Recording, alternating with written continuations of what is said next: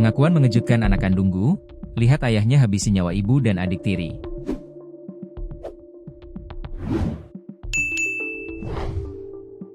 Pengakuan mengejutkan anak kandung pelaku pembunuhan ibu dan anak di Rejang Lebong, Bengkulu, lihat ayahnya habisi nyawa ibu dan adik tirinya di rumah.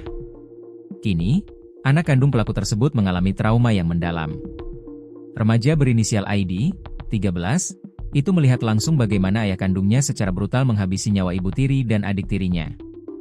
Diketahui, warga digegerkan atas penemuan jasad ibu dan anak di dalam rumah kontrakan di Kelurahan Kesambe Baru Kecamatan Curug Kabupaten Rejang Lebong, Provinsi Bengkulu, Jumat, 2 Mei 2025, siang.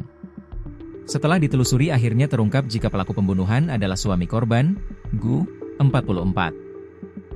Setelah sempat buron selama lebih dari sepekan, Gu akhirnya berhasil diringkus polisi di satu kawasan di Karawang, Jawa Barat, pada Rabu, 7 Mei 2025. Kini ID menjadi saksi kunci akan kekejaman ayahnya inisial Gu terhadap ibu tiri dan saudara tirinya itu.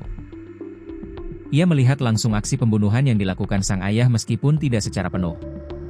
Dari cerita yang disampaikan anak tersebut, pada awalnya terjadi keributan antara ayahnya dengan I Setia, 42, ibu tirinya itu pada Rabu 30 April 2025. Selanjutnya, ia melihat ayahnya memukul ibu tirinya itu.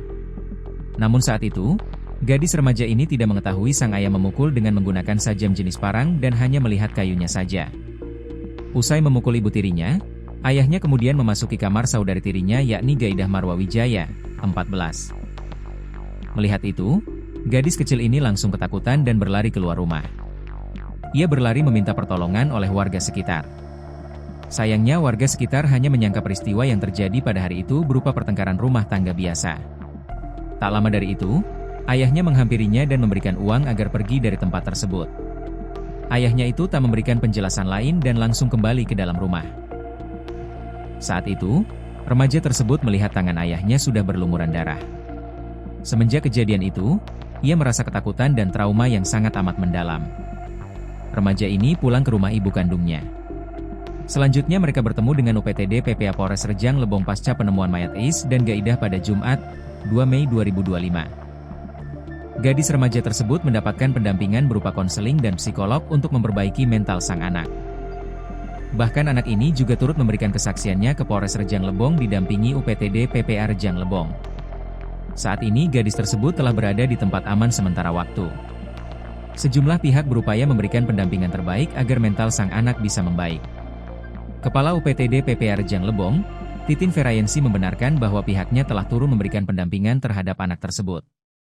Anak dari terduga pelaku pembunuhan itu sekarang menjadi saksi kunci dalam kasus tersebut. Kita berikan pendampingan karena anak itu sekarang trauma berat, ia menyaksikan meskipun tidak melihat secara jelas perbuatan ayahnya itu, kata Titin. Titin mengatakan, kondisi anak tersebut sekarang sangat merasa ketakutan dan trauma berat. Anak tersebut tak menyangka ibu dan saudari tirinya meninggal dunia dengan cara yang kejam. Apalagi dia itu melihat saat ayahnya memukul ibunya, tapi tidak tahu kalau itu parang, dia juga melihat tangan ayahnya berdarah-darah, ungkap Titin.